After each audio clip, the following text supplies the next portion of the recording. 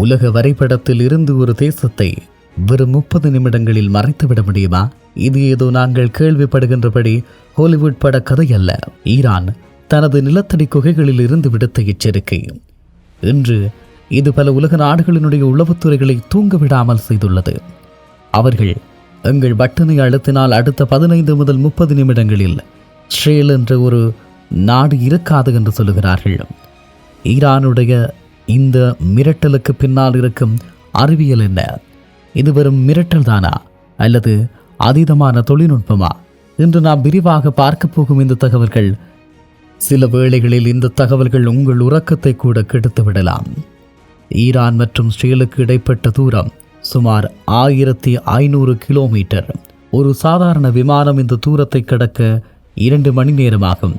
ஆனால் ஈரானில் உள்ள புதிய ஃபட்டா 1 போன்ற ஹைப்பர்சோனிக் ஏவுகணைகள் ஒலியை விட 15 மடங்கு வேகத்திலே செல்லக்கூடியவை. கணக்கு போட்டு பார்த்தால் ஈரானில் இருந்து புறப்படும் ஏவுகணை இஸ்ரேலை அடைய வரும் 12 முதல் 15 நிமிடங்கள் மட்டுமே ஆகும். இதனால் தான் ஈரான் சொல்லும் 30 நிமிட அழிவு என்பது வெறும் கற்பனை அல்ல, அது துல்லியமான இராணுவ கணக்கீடு என்று சொல்லுகிறார்கள் போரியல் ஆய்வாளர்கள். உண்மையில் ஈரான் இந்த ஏவுகணைகளை எங்கே ஒளித்து வைத்திருக்கிறது? மலைகளுக்கு இடையில் 500 அடி ஆழத்தில் கட்டப்பட்டுள்ள ஈகிள் 44 போன்ற நிலத்தடி தளங்கள். அமெரிக்காவினுடைய அதிநவீன பங்கர் பிளாஸ்டர் குண்டுகளால் கூட இந்த தளங்களை துளைக்க முடியாது. நள்ளிரவில் இந்த மலைக்குகைகள் திறக்கப்படுவதும் பாரிய வாகனங்கள் வெளியேறுவதும் செயற்கைக்கோள் படங்களில் சிக்கியுள்ளன. இந்த பெட்டிகளுக்குள் இருப்பது சாதாரண வெடிகுண்டுகளா அல்லது அணு ஆயுத தலைகளா என்பதுதான் இன்றைய மர்மமாக கூட தொடர்ந்தும் நீடித்து வருகிறது என்றும் சொல்லலாம். உண்மையில் ஆஸ்திரேலியர்களிடம் உலகிலேயே சிறந்த பாதுகாப்பு கவசம் உள்ளது. ஆனால் ஹைப்பர்சோனிக் ஏவுகணைகளின் ஒரு விசித்திரமான குணம் என்னவென்றால் அவை வளிமண்டலத்திற்குள் நுழைந்த பிறகு பாம்பை போல திசை மாறி செல்லும். இஸ்ரேலினுடைய கணினிகளால் அதன் இலக்கை கணிக்க முடியாது. ஒரே நேரத்தில் 100க்கும் மேற்பட்ட ஏவுகணைகளை ஈரான் ஏவினால் இஸ்ரேலினுடைய பாதுகாப்பு வளையம் நிலைகுலைந்துவிடும் என பாதுகாப்பு ஆய்வாளர்கள் அஞ்சுகிறார்கள். இதுதான் ஈரானினுடைய அந்த ஒரு விதமான ஒரு தாக்குதல் வியூகம் என்று சொல்லலாம். குறிப்பாக ஈரானுக்கு இவ்வளவு பெரிய தொழில்நுட்பம் திடீரென எப்படி வந்தது? இங்கேதான் ரஷ்யாவினுடைய மறைமுக கரம் இருப்பதாக சொல்லப்படுகிறது.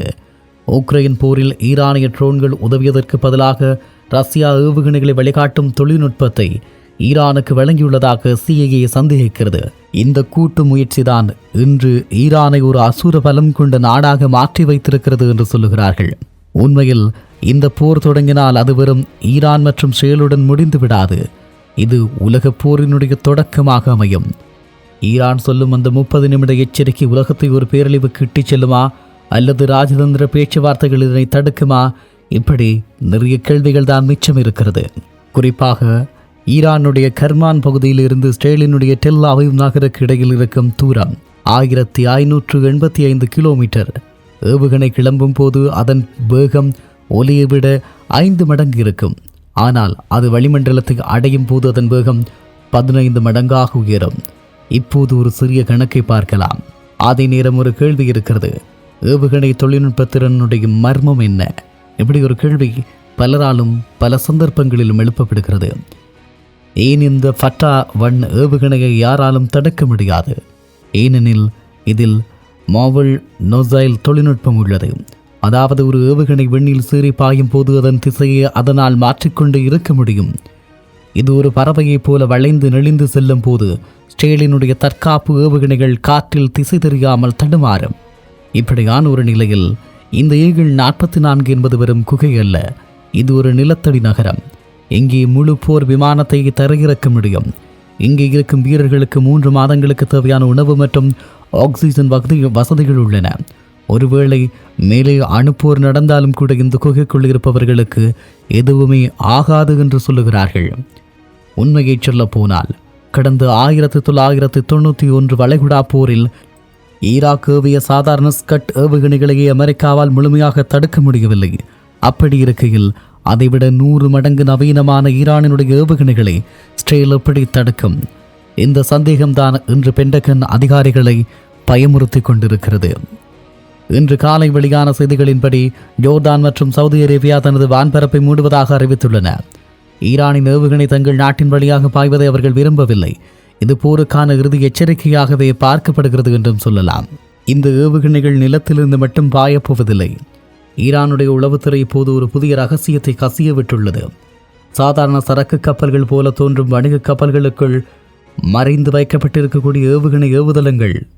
ஆம், இஸ்ரேலுக்கு மிக அருகாமையில் நடுக்கடலில் நின்று கொண்டு இந்த ஏவுகணைகளை ஏவும் வசதியை ஈரான் உருவாக்கியுள்ளது.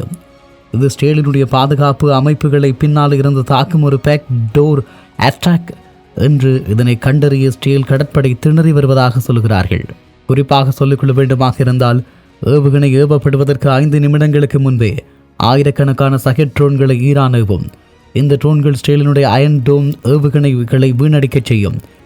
இஸ்ரேல் இந்த சிறிய ட்ரோன்களை சுட்டு வீழ்த்தி கொண்டிருக்கும் போதே அதற்கு கீழே மறைந்து வரும் ஹைப்பர்சோனிக் ஏவுகணைகள் இலக்கை தாக்கும்.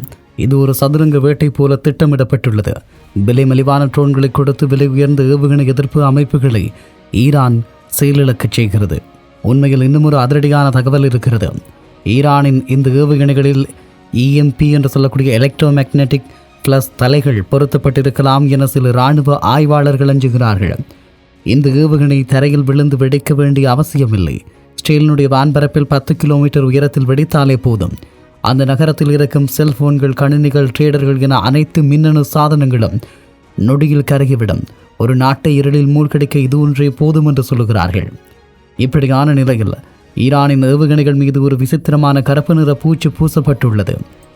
இது அமெரிக்காவின் உளவு செயற்கைக்கோள்களின் கண்களிலிருந்து ஏவுகணைகளை மறைக்கும் ஒரு க்ளோசிங் தொழில்நுட்பம் என்று சொல்லுகிறார்கள்.